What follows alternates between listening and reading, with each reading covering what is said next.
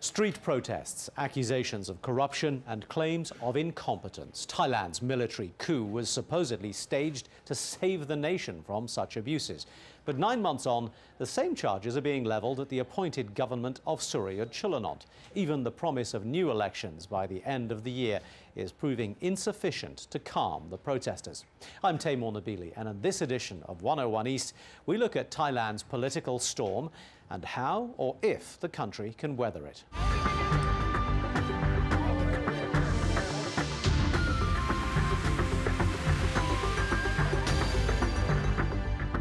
On May the 30th this year, a constitutional tribunal found Thaksin Shinawat's Thai Rak Thai party guilty of electoral fraud.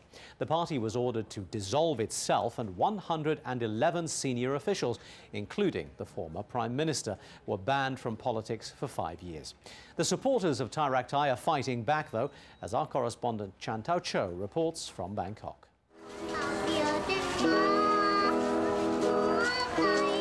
At the famous Chatuchak weekend market in Bangkok, this girl sings a classic Thai song about two lovers who fell out.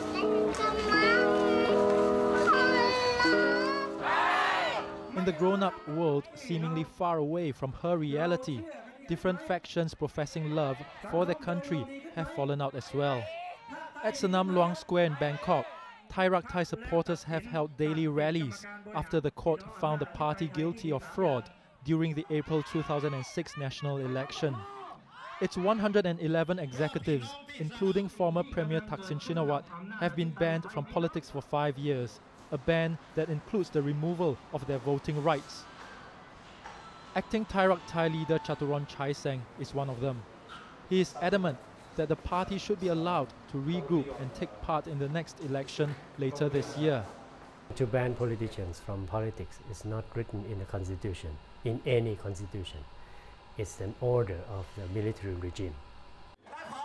Under Thaksin Shinawat's populist social policies, Thai Rak Thai enjoyed support from more than 14 million people, most of them the rural poor.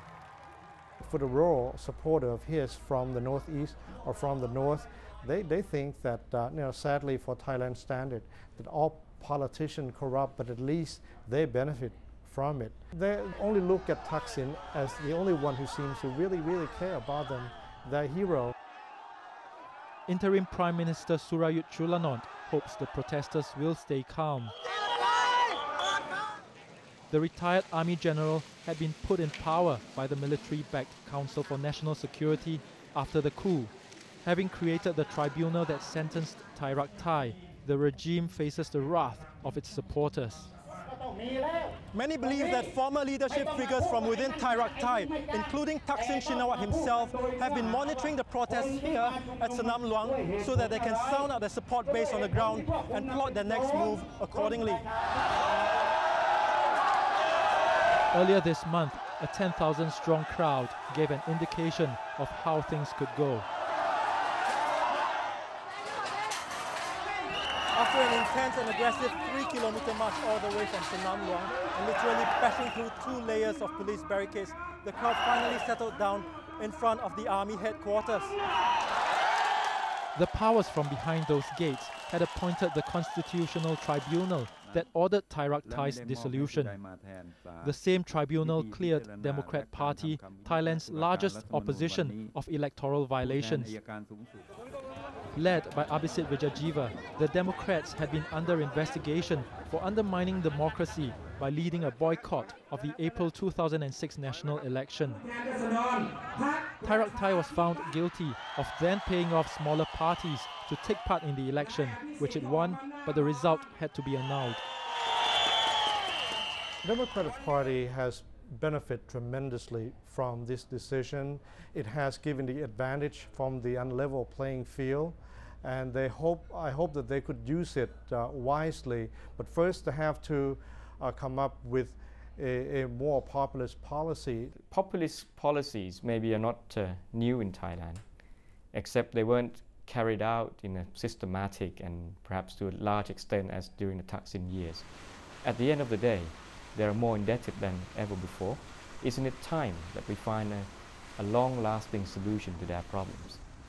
People all over the world will see that The upcoming election is meaningless. It's not a democratic one. We are not allowed to join in the next election. It will be a very hard time for us to survive.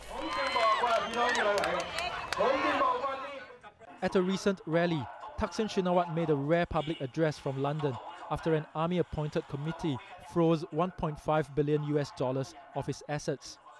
He accused the coup leaders of destroying the country's reputation and economy.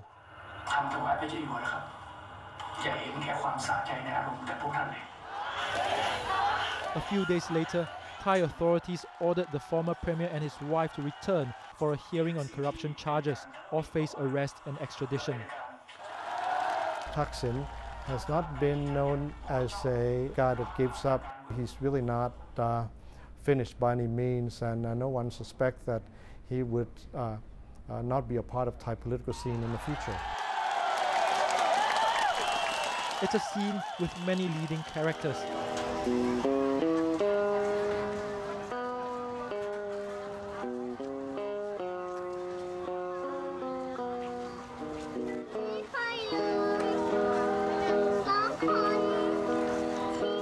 In this old song, the lovers eventually patch up.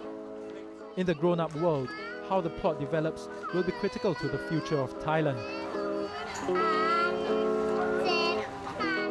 Joining me now to talk about the situation in Thailand are Jakrapop Penkaira, a former government spokesman during the last Thai government. He's now involved in organising protests against the military administration. Kashik Piromya was a senior diplomat. He's now an advisor to the leader of the Democrat Party, Abhishek Vechachiva. And from Bangkok, we have Giles Ongpakorn, a well-known social activist and a political scientist at the Chulalongkorn University in the capital. We also invited the military government to provide a spokesman on this programme, but they declined. Gentlemen, thank you for joining us all today. I'd like to begin by asking each of you for your analysis of the temperature in Thailand, particularly following the dissolution of Thai in May. Giles, in Bangkok, may I ask you to begin? How do you see the state of affairs at the moment? The big question is, why doesn't the junta call elections as they promised? Why don't they call elections under the 1997 constitution? After all, they control the country. They would control the electoral commission. And the answer is that they don't hold an election because Thai is still very popular among the electorate. Okay, let me stop you there. And that's why they chose to get the courts to dissolve the Thai party. As far as elections are concerned, the elections have been promised. I mean, yes, it is. And then I think the sequences. By the end of this month, the draft constitution will be finalized. And then I think on the 19th of August, there will be a referendum on the constitution. Are things as bad as Giles was trying to suggest? I don't think so, because if one goes to according to the what's called the civilian military mixed regime, I think so far they have been keeping to the schedule or to the promises to the people. Jakrapop, as far as you're concerned, the Thai is who you support. But one moment, please, Giles. Thai is who you support. From a political perspective, but from an outsider's point of view, is Thailand seriously getting worse, if you like, as a political situation right now? It is now very confrontational, and the real war is looming. It's not just a political change that we are fearing of, but it's a real infrastructural and systematic challenge to the Thai political system. But you're generating that confrontation. Why not wait until the next elections come up and go through a process which might be more peaceful? Simple answer. It's an election under dictatorship. Nothing like that could be trusted. Kashik, Giles made a point about the 97 constitution, and that seems to be a sticking point. Now, part of the whole point of the coup was that the 97 constitution was inadequate. Let's just address that question for a moment. Well, was it or not? It was inadequate in the sense that the last constitution of the 1997 gave too much power to the executive side, namely in the premiership, in the authority of the prime minister, and then that led to the sort of the control of the executive power over the parliament, over the whole of the political system. And that is coupled with a lot of corruption charges against the former Prime Minister. Let me put that to Giles. Do you think that the previous political situation in Thailand was an acceptable one? No, it wasn't, but actually the solution was a democratic solution. Mass campaigning against the Thaksin government and attempts to reform the political structures in Thailand but surely the whole society in general. Now surely the whole point was that there was no political option available because the Thai party had gained so much power that there was no actual democratic process available to those who disagreed. Well, actually, the 2nd of April election, which was annulled for rather silly reasons, was a referendum on the Thai government, and 16 million people voted for the government and 10 million people voted against. Before we go to a quick break, Jakrapop, one final word from you. Was the Thai administration under Thaksin blame-free? No, but it is a blame naturally put to a democratically elected government.